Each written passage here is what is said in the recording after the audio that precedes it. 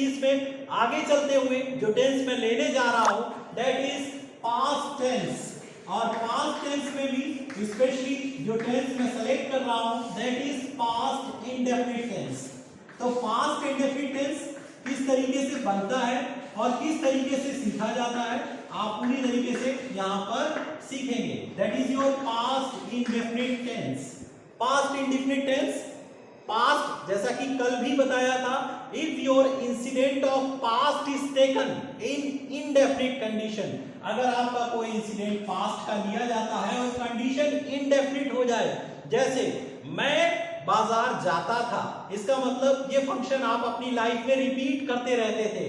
मैं हंसता था, तो पास्ट में आप इस काम को करने में क्या करते थे कि रिपीट किया करते थे। तो इस तरीके के सेंटेंस पास्ट इंडेफिनिट के होते हैं। लेकिन पास्ट इंडेफिनिट में कुछ ऐसे सेंटेंसेस भी होते हैं जैसे मैंने कहा, तुमने सुना, वे आए, उन्होंने शोर मचाया। तो these are your sentences of past indefinite. तो पास्ट इंडेफिनिट में the most important thing is that you have to take second form of verb in affirmative. आपको अफर्मेटिव में you have to take second form of verb. आपको यहां पर second form of verb के साथ deal करना है। सेकेंड फॉर्म ऑफ वर्ब क्या होती है? जैसे गिव, गिव की second form gave, laugh, laughed, right, road is your second form. तो उन्हीं के साथ हम डील करेंगे और सेंटेंसेस को बनाना सीखेंगे वन बाय वन। जैसे वे मैदान में खेलते थे, वे मैदान में खेलते थे, इट्स योर सेंटेंस। वे मैदान में खेलते थे। You would have understand this past indefinite because action is done in past and the condition is indefinite. तो इसको हम सिंपल पास्ट भी कहते हैं या पास्ट इंडेफिनिट भी कह सकते हैं। तो दे आप पहले ही बताया कि पास्ट इंडेफिनिट में जो हेल्पिंग वर्ब होती है that is your did, but did is not taken in affirmative sentences. Affirmative sentences में डिड नहीं लेंगे, हेल्पिंग वर्ब की बारी आती है। We would take here second form of verb that is played. We played in the field, हम मैदान में खेलते थे। तो इस तरीके से कुछ और छोटे छोटे सेंटेंसेस को लेकर के पास्ट इंडेफिनिट को सीखने की कोशिश करते हैं। तो पास्ट इंडेफिनिट में और क्या होता है, जैसे एक सेंटेंस है कि हम पढ़ने गए, हम पढ़ने गए, इट्स योर सेंटेंस। तो हम क्या करेंगे कि वी वेंट, हम गए, we are using here second form of verb. और ये पढ़ने, ये आपकी मेन वर्ब नहीं है, ये आपका ऑब्जेक्ट है। जब किसी वर्ब में नाम ए की मात्रा ने हिंदी में आने लगती है तो वो इंडेफिनिट से इन्फिनेटिव का यूज करके उसे हम ऑब्जेक्ट बना देते हैं। इन्फिनेटिव मतलब टू को लगाकर उससे पहले उसे हम बाद में रख देंगे। आपकी मेन वर्ब वेंट है पढ़ने के लिए, तो हम क्या करेंगे वी वेंट टू रीड, हम पढ़ने गए। तो to read is your object, object भी इसे कह सकते हैं। और ये जो है आपकी मेन वर्ब नहीं है, मेन वर्ब दिस वन, इसीलिए हम सेकेंड फॉर्म ऑफ वर्ब का use. Dear students, there are some examples of past indefinite और simple past. कुछ और उदाहरण आपके साथ लेते हैं। He reached the station in time. वो समय पर स्टेशन पहुंच गया। But in the case of always और नेवर, ऑलवेज हमेशा, नेवर कभी नहीं, इनके केस में ये हमेशा मेन वर्ब से पहले आते हैं और सब्जेक्ट के बाद आते हैं। इसीलिए इन्हें कैसे यूज़ किया गया है? We always helped the poor, हम हमेशा गरीबों की मदद करते थे। Helped is a main verb and always is taken before helped. He never liked the company of bad boys, वो बैड बॉयज की कंपनी को कभी भी पसंद नहीं करता था। So we are using here never before liked. The next slide, there are some examples. He sang a song, उसने एक गाना गाया। They drank water, we are using here second form. The man crossed the road, I went to the market. John made a noise. ये आपके past indefinite के कुछ और हैं। मैंने पिछले हफ्ते अपनी फीस अदा कर दी। तो पिछला हफ्ता इस बात को इंडिकेट करता है कि सेंटेंस पास्ट इंडेफिनिट का है। तो इसमें first of all you have to take subject I, अदा कर दी, that is your past indefinite. First form is pay and second form is paid and third form is also paid. हम क्या करेंगे यहाँ पर, we will take here second form of verb. तो यहाँ पर ये हो जाएगा कि आई पेड माय फीस, मैंने अपनी फीस अदा कर दी। पिछले हफ्ते लास्ट वीक। ओके, इस तरीके से आप अपने सेंटेंसेस को बनाएंगे।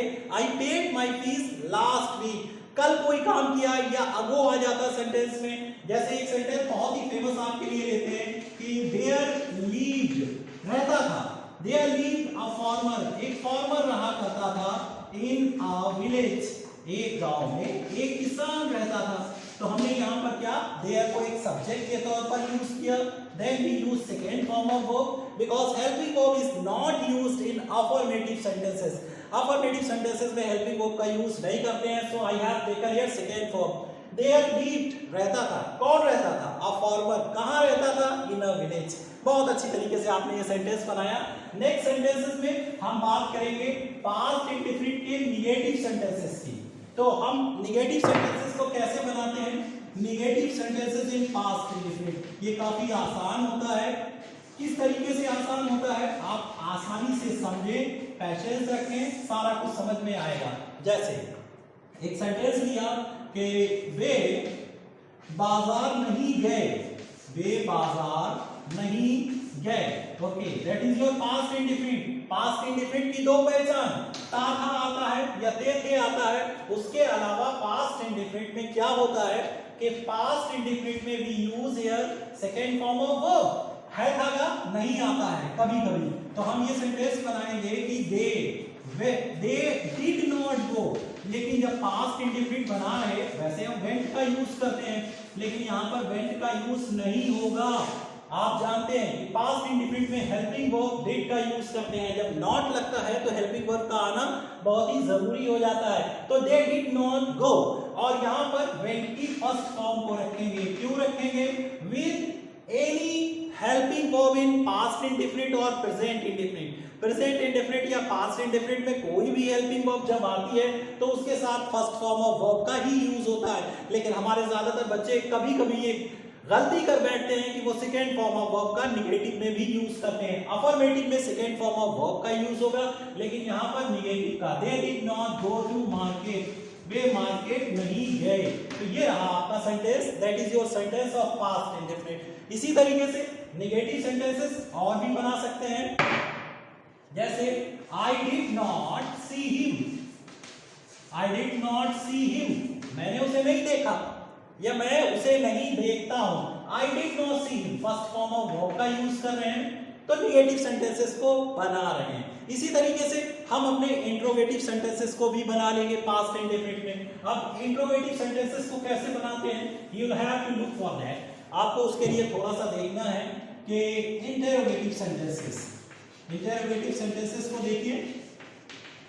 इंटरोगेटिव सेंटेंसेस में हम क्या करेंगे? वो sentences which have question mark in past indefinite. जैसे हमने पूछा कि तुमने शोर क्यों मचाया, शोर क्यों मचाया, तुमने शोर क्यों मचाया। ये रहा आपका पास्ट इंडेफिनिट का इंटरोगेटिव सेंटेंस, क्वेश्चन मार्क वाला। क्वेश्चन मार्क वाले में ये आपको मालूम है कहां, क्यों, कब, कैसे, ये इंट्रोगेटिव प्रोनाउंस होते हैं, इन्हें हम सबसे पहले लेते हैं, तो ये हो जाएगा व्हाई। अब हम पास्ट इंडेफिनिट की बात करें तो आप ये सेंटेंस बनाएंगे कि you made a noise, you make a noise present indefinite में होता है, मेक की सेकंड फॉर्म मेड होती है, यू मेड अ नॉइस होता है, लेकिन हेल्पिंग वर्ब को आपको पहले रखना पड़ेगा। तो did you make a noise, चाहे वो निगेटिव हो या इंट्रोगेटिव हो, हम दोनों तरीके के सेंटेंसेस में फर्स्ट फॉर्म ऑफ वर्ब का यूज करते हैं। हेल्पिंग वर्ब जैसे प्रेजेंट इंडेफिनिट में आपने सीखा था कि हेल्पिंग वर्ब को हम पहले ले लेते हैं इंट्रोगेटिव सेंटेंस में, तो हेल्पिंग वर्ब को पहले लेकर के हमने इस सेंटेंस को यहां पर बनाया। इसी तरीके से when did you reach there, तुम वहां कब पहुंचे, when did you reach there, तुम वहां कब पहुंचे। तो ये सेंटेंस देखिए, डिड का यूज किया, फर्स्ट फॉर्म ऑफ वर्ब को लगाया। इस तरीके से हम अपने सेंटेंसेस को बनाते जाएंगे और सेंटेंसेस को हम आगे स्लाइड्स पर समझते हैं। We have seen some examples on board. अब देखते हैं स्लाइड्स पर। He didn't reach the station in time. वो समय पर स्टेशन नहीं पहुंचा। पिछले सेंटेंस में आपने देखा था कि reached का यूज किया था, क्योंकि because it was affirmative sentence, लेकिन ये निगेटिव सेंटेंस है, तो यहाँ पर हम डिड नॉट रीच का यूज करेंगे। डिड नॉट के साथ फर्स्ट फॉर्म ऑफ वर्ब का यूज करेंगे।